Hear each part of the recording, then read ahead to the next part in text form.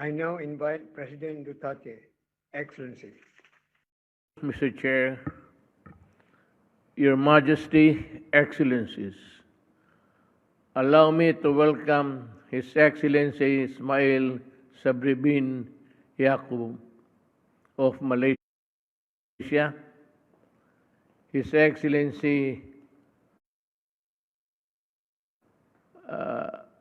Pan Kam Wipakwan of the Lao People's Democratic Republic, and His Excellency Pham Minh Chinh of Vietnam. Mr. Chair, it has been almost 2 years since the first COVID-19 case was recorded. But for our region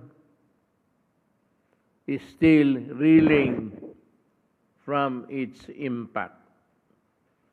Today,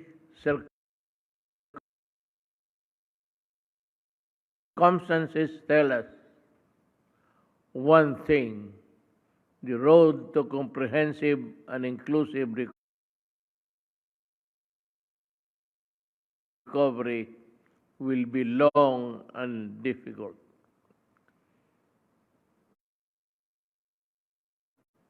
While we welcome and appreciate the support of our external partners, we as ASEAN community must be able to stand on our own. Hence,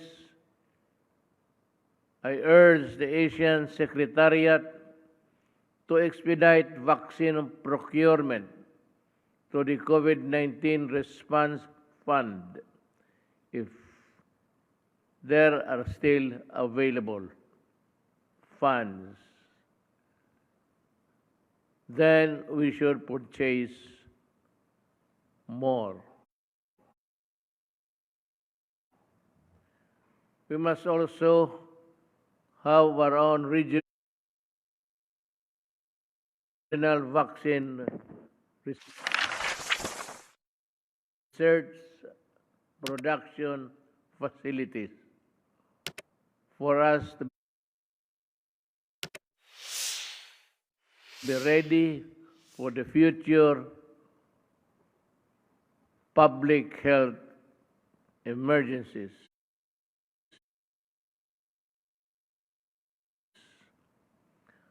We must ensure the phased and comprehensive implementation of the broad strategies under the ASEAN Comprehensive Recovery Framework. We also need to immediately establish the ASEAN Center on Public Health, Emergencies and Emerging Diseases. It has been almost a year since we conceptualized the center. Our generous donors and partners are still waiting for us to choose the host country. And we have to operationalize the ASEAN Travel Corridor Arrangement Framework to revitalize our economy soonest. As we have said before, an open multilateral trading system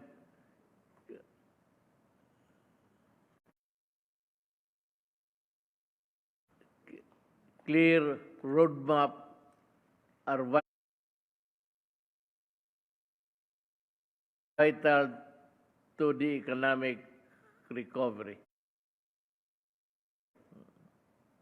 I congratulate Brunei Darussalam for its initiative on upholding multilateralism. This is indeed a timely action in the face of various challenges that require collective action. The Philippines will do its share of ratifying the Regional Comprehensive Economic Partnership within the year. We also support the declaration of the Blue Economy as it brings together all stakeholders, the sustainable and inclusive management and conservation of marine and coastal resources. Your Majesty, Excellencies, this pandemic has exacerbated inequalities within our society. We must therefore address the unique needs of vulnerable groups, particularly women, children, persons with disabilities, indigenous peoples, and migrant workers, among others. We call for the enhanced implementation of the ASEAN Consensus on the promotion and protection of the rights of migrant workers. With or without the pandemic, migrant workers contribute to nation building and to the socio-economic development of both the sending and the host countries. We have to treat them with dignity and respect. The ASEAN Comprehensive Framework on Care Economy in the Declaration of Importance of the Family for the Community Development and Nation Building, and the Declaration of the Elimination of the Bullying of Children in ASEAN are also steps in the right direction. And more than the socio-economic rights of our children must not be made to pay for the long-term and adverse effects of climate change. The ASEAN Joint Statement on Climate Change allows us to speak with one voice and call on developed countries to seriously and promptly address the climate crisis on the up-and-coming COP26 in Glasgow. I urge fellow leaders to continuously support the efforts of the ASEAN Center for Biodiversity to conserve and protect and advocate for the sustainable use of biodiversity. This includes the Center's mapping of zoonoses in regions to prepare against the future public health emergencies. Your Majesty, Excellencies, as we aim to promote the well-being of our people, we should work together towards a greener and better future.